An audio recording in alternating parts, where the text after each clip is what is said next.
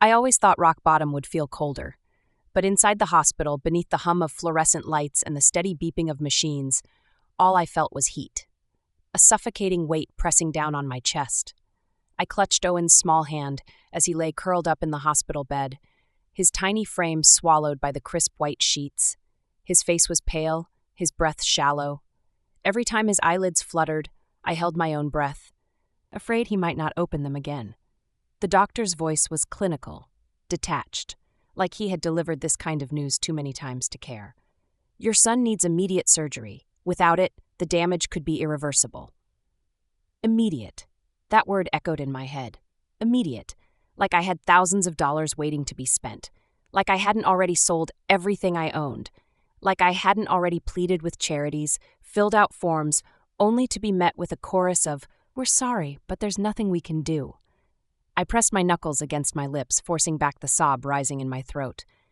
I can't lose him. How much? I asked, though I already knew the answer would break me. The doctor hesitated, then said the number. It might as well have been $1 million. It was impossible. I nodded, pretending I had options. Thank you, doctor. As he walked away, I turned back to Owen. His eyelids fluttered open, and when he saw me, he gave me a sleepy, weak smile. Mommy? His voice was hoarse. Are we going home? I swallowed hard. Soon, sweetheart. He nodded, content with my lie, and drifted back into a restless sleep. I stood there, staring at him, my hands trembling. I had nothing left to sell, no family to call. I was trapped in a nightmare with no way out. And then, Miss Evans? I turned at the deep, steady voice. A man stood at the edge of the hallway, completely out of place in this world of plastic chairs and buzzing machines. His dark gray suit was crisp, his posture effortlessly confident. He had the kind of presence that drew attention without trying. Broad shoulders, sharp features, and piercing blue eyes that seemed to know too much. Everything about him was polished, calculated. But when our eyes met, something in his expression softened.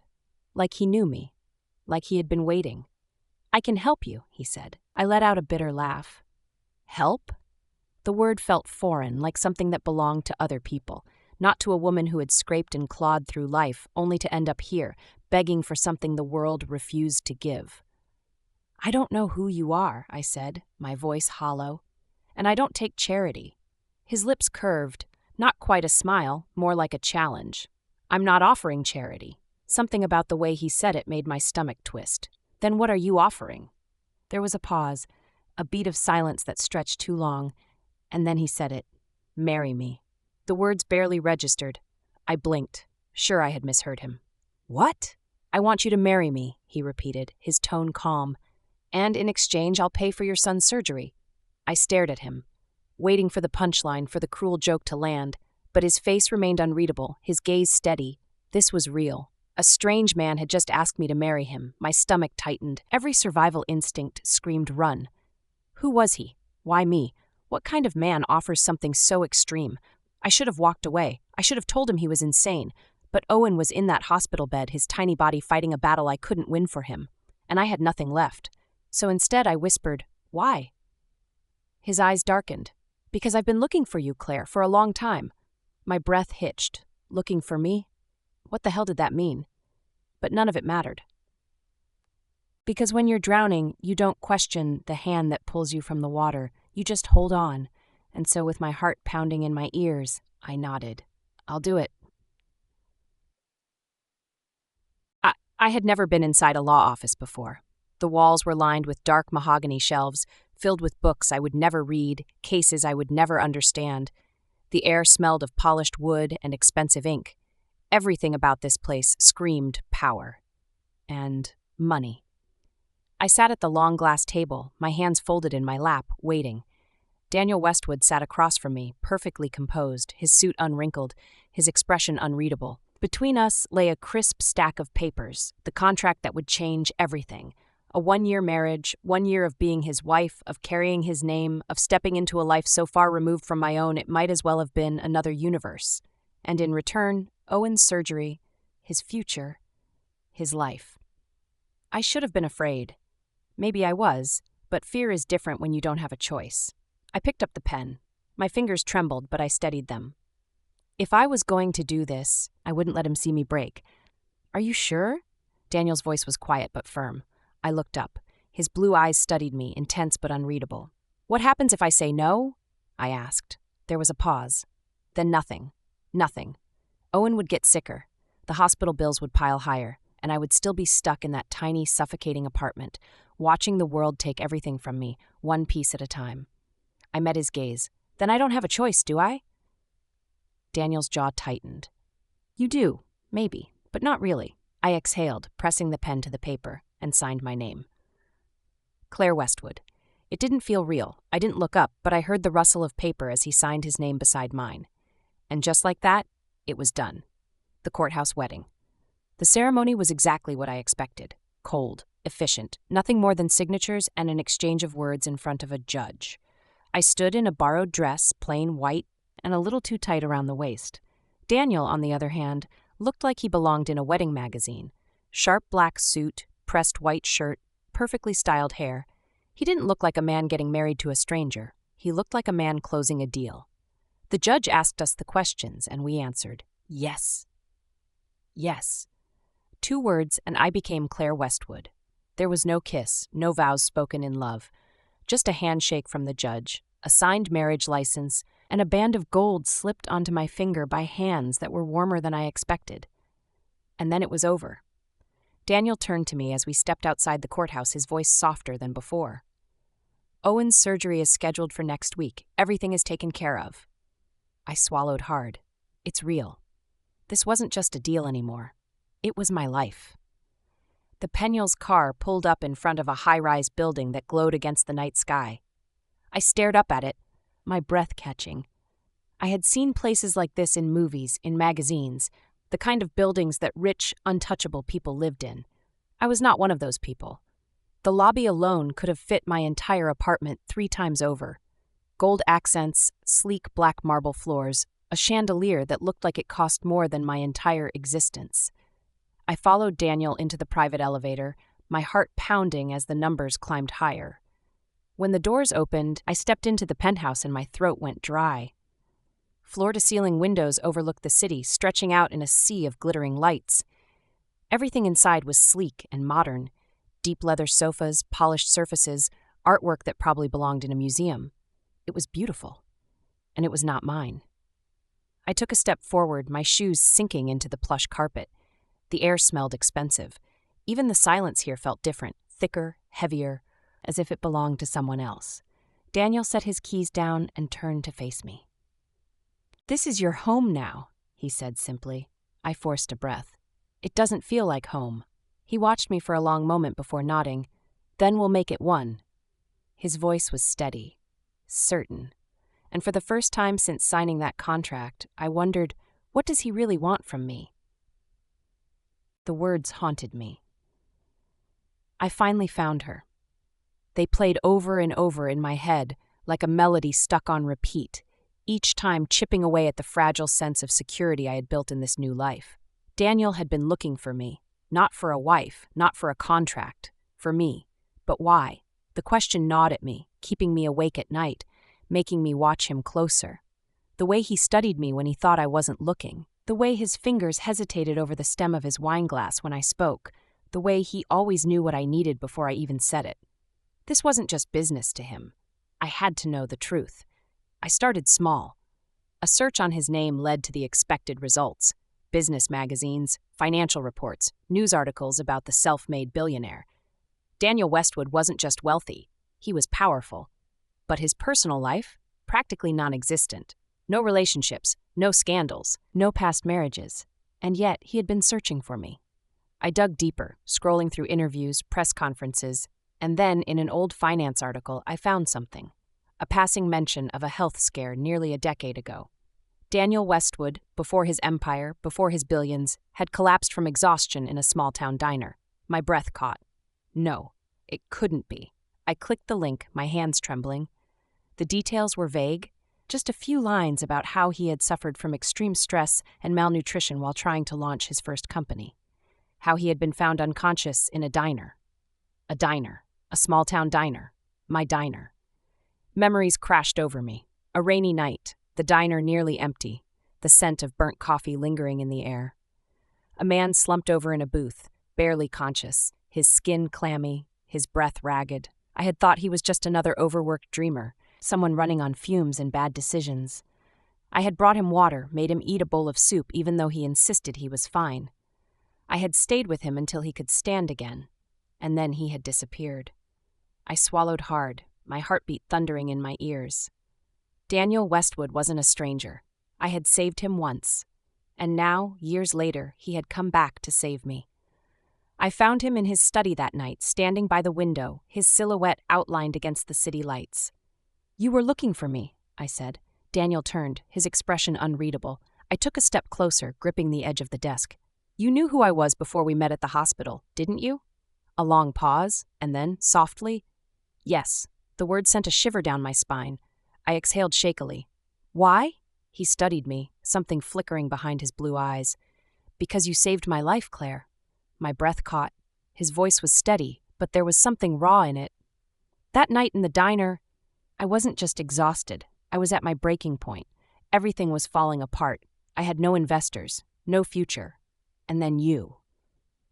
He stopped, shaking his head slightly, as if the memory was still too much. "You didn't just give me food. You looked at me like I mattered."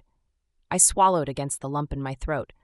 "I offered marriage because you knew I wouldn't accept charity?" "Yes." He didn't hesitate. The weight of it all crashed over me.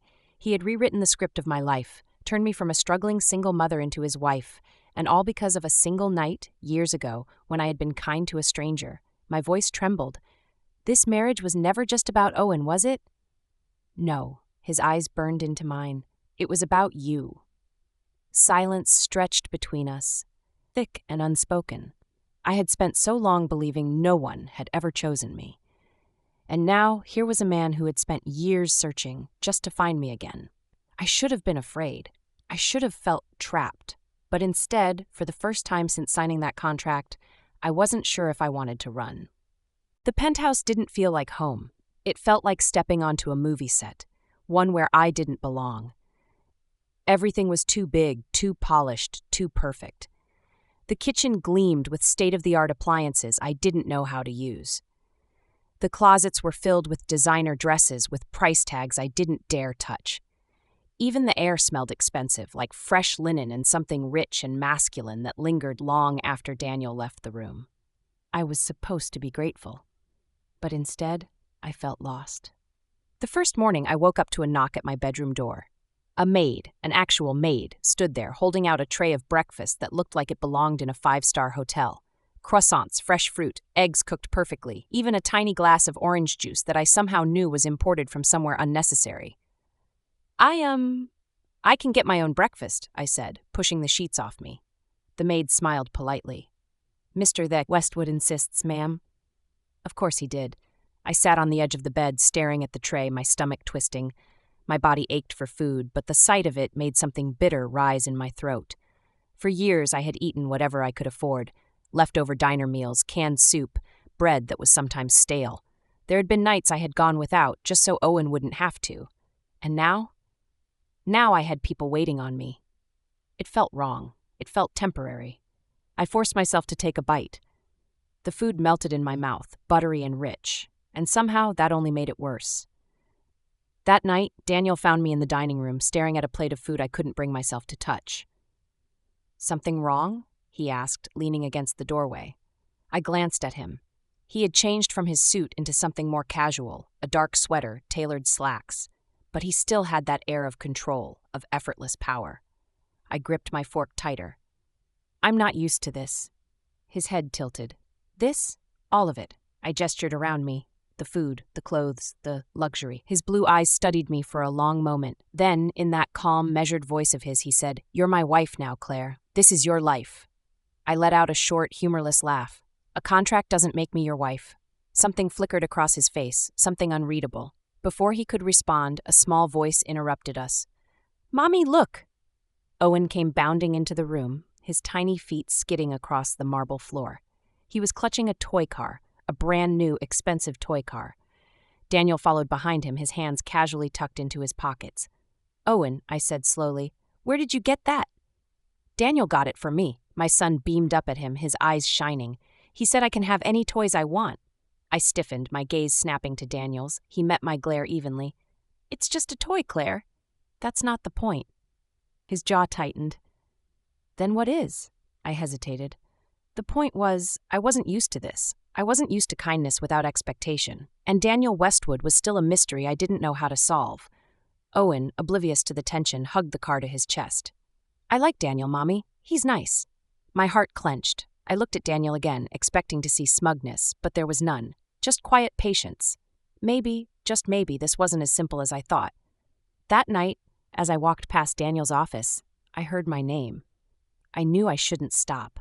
I knew I shouldn't listen. But something about the way he said it made me freeze. I finally found her, Daniel was saying. His voice was lower than usual, almost relieved. A pause, then another voice, his assistant, I assumed. And she doesn't suspect anything? My breath caught. No, Daniel said. Not yet. Not yet. I backed away, my pulse pounding in my ears. What the hell did that mean? I told myself it wasn't real. That this wasn't a love story, that what we had was borrowed time. But then the days turned into weeks, and Daniel became more. More than a man who had saved my son. More than a contract. More than just my husband on paper. Soft moments, real feelings. It was in the small things, the quiet moments I never expected. The way he'd reach for my hand absent-mindedly when we walked together. How he'd tuck a blanket around me when I fell asleep on the couch, staying up to watch over me. The nights we'd sit on the balcony, the city stretching out beneath us, and he'd tell me stories about his past, his struggles, his victories, the loneliness he never admitted to anyone else. Or how he looked at Owen, not like a child he was obligated to care for, but like someone he wanted to protect. It was impossible not to fall. One weekend, Daniel surprised us with a trip to the countryside. Owen ran through the fields, his laughter bright and free, while I stood on the porch watching him. Daniel came up beside me, a steaming cup of coffee in hand. He's happy, he murmured. I glanced at him. Yeah, he is. We stood in comfortable silence, the sun dipping low in the sky, painting everything in gold. Then he turned to me, his gaze intense. Are you? The question knocked the air from my lungs. Was I? I should have said no. That I was still cautious, still guarding my heart. But when I looked at Daniel, the way he was looking at me, waiting, hoping, I couldn't lie. Yes, I whispered. His lips parted slightly, as if he wanted to say something, but before he could, Owen came running up, breathless and excited. Mommy, Daniel, look what I found. And just like that, the moment slipped away. Later that night, I lay in bed staring at the ceiling. My heart was betraying me. I was falling in love with my husband. But the contract still loomed over me, a silent countdown. And I couldn't forget. Daniel had done this for me, for Owen, out of obligation, not love. I rolled over, clutching the sheets, because soon this would all be over, and I wasn't sure I'd survive losing him. I never thought I'd be here, standing in the middle of a quiet street just outside my old apartment, staring at the man who had changed everything. Daniel stood before me, his blue eyes searching mine, his hands clenched like he was holding back something too big to contain. He had just told me he loved me, and I had no idea what to do with that. I don't want a contract, he repeated, his voice steady despite the emotion in his eyes. I don't want an arrangement. I don't want temporary.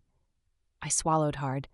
What do you want? I whispered. He stepped closer, the night air wrapping around us, thick with something unspoken. You. His voice was raw. I want you, Claire. Forever. Then, before I could process what was happening, he did something I never expected. Daniel Westwood, billionaire CEO, the man who never lost control, never let himself be vulnerable, dropped to one knee. My breath hitched. He pulled a small, velvet box from his pocket and opened it, revealing a ring that sparkled like the stars above us. But I wasn't looking at the ring. I was looking at him. At the man who had once been a stranger, who had turned my world upside down, who had searched for me when I didn't even know I needed to be found. Claire Evans, he said softly, his voice filled with a kind of hope that made my heart ache. Will you marry me? For real this time? No contracts, no deadlines, just us. Tears blurred my vision. I had spent so long believing I was alone. That love was something that happened to other people. But this man had chosen me, and for the first time I let myself choose him too. I nodded, unable to form words past the lump in my throat. A soft laugh escaped him, almost like relief, and then I whispered the only word that mattered. Yes, the wedding. It wasn't grand. There were no flashing cameras, no high society guests, no lavish ballroom. Just us, me, Daniel, Owen, a few close friends, and love. So much love. I stood beneath a canopy of fairy lights, holding the hands of the man who had somehow become my best friend, my safe place, my home. Owen stood between us, holding the rings. He grinned up at Daniel like he had been waiting for this day all along. And as Daniel slid the ring onto my finger, I realized something. This wasn't just my happy ending. It was my beginning. I had married a stranger, and somewhere along the way, he had become my forever. The apartment was smaller than I remembered. The walls felt thinner, the air heavier. It smelled like old memories, of cheap coffee and long nights spent wondering how I was going to survive. Owen was asleep in the next room, curled up on the worn-out couch, oblivious to the storm raging inside me. I should have felt safe here, but all I felt was empty.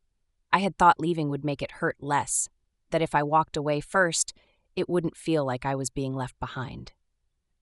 I was wrong, and then a knock at the door. Not a hesitant one, a demand. I already knew who it was.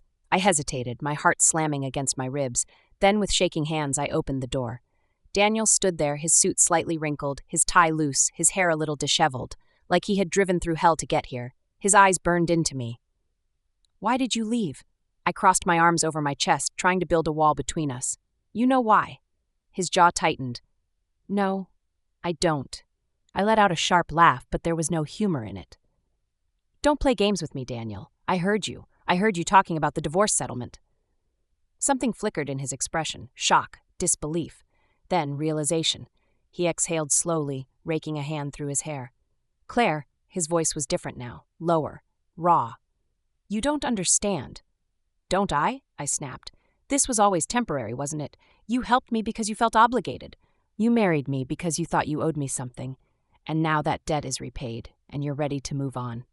Daniel stepped forward, closing the space between us, his gaze fierce. "That's not true." I took a shaky breath. "Then tell me what is." A long silence stretched between us, thick with something undeniable. Then, in a voice barely above a whisper, he said, "I wasn't preparing a divorce." My heart stopped. "I was rewriting the contract," he continued, his eyes never leaving mine, "to remove the expiration date." I couldn't breathe. Daniel took another step, his presence overwhelming. "Because I didn't want you to leave. Because I don't want a contract anymore." I shook my head, my mind spinning. "Daniel, I love you, Claire." Everything inside me froze. His voice was steady, but his hands clenched at his sides like he was holding himself back. "I've loved you since the day you handed me that bowl of soup in a diner and told me to stop being so damn stubborn. I've loved you through every argument, every moment you fought me, every time you looked at me like I was something more than just a billionaire with a name." Tears burned my eyes. "You don't have to say this. I'm saying it because it's the truth." I swallowed hard, my defenses crumbling.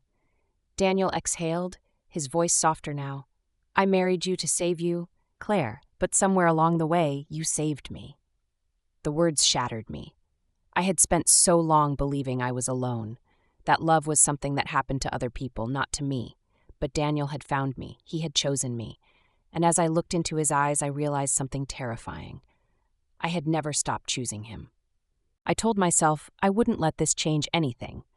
Finding out Daniel had searched for me, that he had rewritten the course of my life because of one fleeting moment in a diner, should have made me angry, maybe even resentful. But instead, it left me shaken, because if I was honest, a part of me was touched. Daniel Westwood, the ruthless billionaire, the man who carried himself with cool confidence and effortless control, had once been broken, and I, without even knowing it, had been the one to piece him back together. Now I was starting to see him differently. The walls between us weren't gone, but they were thinner. We still had our battles. I still pushed against his need to control things, and he still frustrated me with his unreadable silences. But there were moments now. Soft moments. Unexpected ones. The way his gaze lingered on me when he thought I wasn't looking. The way he always remembered how I took my tea, extra honey, no lemon. The way he bent down to tie Owen's shoelaces without hesitation, as if the act of caring for my son came naturally to him. And then there was the way my pulse skittered whenever he was too close. like that night. I had just put Owen to bed when I heard the door to the penthouse open. Daniel walked in, his suit rumpled, his tie undone, exhaustion etched into every line of his face. I didn't think. I just reacted. "You look like hell," I murmured, stepping forward before I could stop myself. His lips quirked. "Good to know." I crossed the space between us, ignoring the part of me that warned I was getting too comfortable, too close. "Sit," I said, pointing at the couch. He hesitated, as if debating whether to argue, then exhaled and sank down. Without thinking, I reached for his tie, loosening it further, sliding it off. His breath hitched, so quiet I almost didn't hear it. But I felt it. The air shifted. I pressed my palm against his forehead. "You're burning up." "Long day," he admitted, his voice lower now. I hesitated, then walked to the kitchen, grabbed a cool cloth, and returned to press it against the back of his neck. My fingers brushed his skin, and he went still. I should have pulled away, but I didn't, because for the first time, Daniel Westwood wasn't untouchable. He wasn't the man in a crisp suit with perfect composure. He was just a man, exhausted, human, vulnerable. His hand lifted, slowly, hesitantly, and curled around my wrist. Our eyes met. The moment stretched, pulled tight, charged with something neither of us were ready to name. For a second, I thought he might kiss me. For a second, I wanted him to, but then he exhaled, closing his eyes, and the moment slipped through our fingers. I let my hand fall away. "I should go," I whispered, and I did. But my heart was still racing when I crawled into bed that night, because I knew everything between us had changed. It happened by accident. I wasn't looking for answers. I wasn't trying to dig into things I had no business knowing. But fate has a cruel sense of timing. One moment, I was heading toward Daniel's study to ask if he wanted dinner. The next, I was standing just outside the slightly open door, his voice filtering through the crack like a slow-moving dagger to my heart. "Are you sure about this?" The voice belonged to Daniel's lawyer. Daniel sighed, the sound heavy. "Yes, it's time to move forward." My stomach twisted. "Move forward?" The lawyer hesitated. "I'll have the divorce settlement finalized then." Divorce. I barely heard the rest of the conversation. My pulse roared in my ears, drowning out every rational thought. I had been right all along. This was always temporary, a contract, a favor to a woman he once owed something. Not love, never love. I stumbled back before I could hear anything else, before I let myself break right there in the hallway. I had been foolish to believe this could be anything more, that we could be anything more. I packed in a daze, clothes shoved into bags, essentials stuffed into Owen's backpack. I moved like I was outside of my own body, like I was watching someone else make the worst decision of her life. Because what choice did I have? I couldn't stay and wait for Daniel to hand me divorce papers, to look at me with pity instead of love. I wouldn't let him take my dignity, too. I turned to Owen, my voice barely holding steady. "Sweetheart, we're leaving." He blinked up at me. "Where?" "Somewhere new, but I like it here." His small fingers clutched his favorite toy car, the one Daniel had given him. "Daniel will be sad." I swallowed past the lump in my throat. "No, baby, he'll be fine." Owen's lip wobbled. "Will we see him again?" I should have lied. Should have told him something to ease the ache in my chest. But I couldn't. So instead I whispered, "No, we won't." And then I grabbed our bags and walked out the door before I could change my mind. I told myself that night didn't mean anything. That touching Daniel like that, feeling the warmth of his skin beneath my fingertips, hearing his breath hitch in the silence, it was nothing. Just a moment, but moments had weight. And after that night, they started piling up. I hadn't wanted to go. Daniel insisted. "You're my wife," he reminded me as he adjusted his cufflinks. "People expect to see you." That word, wife, still didn't sit right. It didn't feel real. But when I stepped into the ballroom that night, wearing a navy gown that clung to me in all the right places, with Daniel's hand resting lightly against the small of my back, I understood why he had brought me. Because to the world, we looked real. Elegant chandeliers hung overhead, casting golden light across the sea of glittering dresses and tailored tuxedos. Waiters glided through the crowd with crystal glasses of champagne, and somewhere in the distance, a live quartet played something soft and classical. It should have been breathtaking. Instead, I felt watched, and then I heard them. A group of women, their voices low, hushed, filled with that kind of curiosity. "Did you hear? She was a waitress before all this. She trapped him with that sick kid. I stiffened. Before I could turn, Daniel's voice cut through the air like a blade. Is that so? The women froze. Daniel's arm curled around my waist, not possessively, but protectively. His expression was calm, but his voice was ice. Interesting, he continued, his blue eyes flicking over them with quiet disdain. Considering my wife is the only woman in this room who knows what it means to earn something on her own. Silence. Then he turned to me, his gaze softening, as if I was the only person that mattered. You ready to go? I swallowed, my chest tight. I nodded. We left, but I didn't forget. I was still reeling when we got back to the penthouse. I turned to Daniel the second we stepped inside. You didn't have to do that. Yes, he said simply. I did. I exhaled shakily, hugging my arms to my chest. People will always talk. He took a step closer. Let them. My pulse skittered. The air between us was heavy, thick with something that hadn't been there before. Or maybe it had. Maybe I had just been too afraid to name it. I lifted my chin, trying to ignore the way his gaze lingered on my lips. Why do you care what they say about me? Daniel's eyes darkened, because I remember the girl who saved my life. Something inside me cracked. I didn't know who moved first. Maybe it was him, maybe it was me. But suddenly he was there, inches away. His hand lifted, his knuckles brushing the side of my jaw, a touch so light it sent a shiver down my spine. And then his lips met mine. Soft, slow, but undeniable. The kind of kiss that made the world tilt. The kind of kiss that stole breath and shattered walls. I should have pulled away. I didn't, because for the first time since this arrangement began, I didn't want to pretend.